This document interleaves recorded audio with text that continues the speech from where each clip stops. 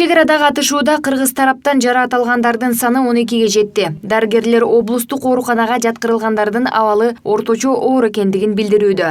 Алардын ичинен 8-и травматология бөлүмүнө жаткырылды, 3-өө хирургия бөлүмүнө жаткырылды. Азыркы балалардыкы орто оорлуктагы абалда керектүү дар-дармектердин лечениясын алып атат. Баткен облустук бириккен ооруканасынын дарыгерлерине кошулуп, Ош жана Жалал-Абадтан кошумча күчтөр менен тез жардам унаалары тартылган. Биринчи 4 военнослужащий огнестрельный ранение менен түштү.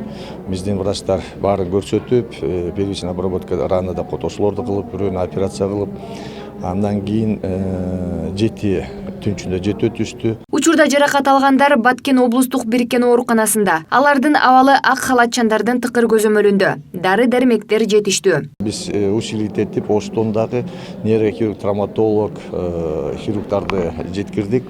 Жалал-Абадтан дагы 2 тез жардам машина бригадалары менен жолдо жүрүп атат. Азыркы күндө медицина жагынан полностью биз даярбыз. Тажик тараптын аткан окторунан жаракат алгандардын бири жергиликтүү тургун, ал эми калганы аскер кызматкерлери. Мекеме тараткан маалыматка ылайык, алардын абалы орточо оор, баары облустук ооруканада. Айза Камчыбекова, Жантай Макенов, Пирамида.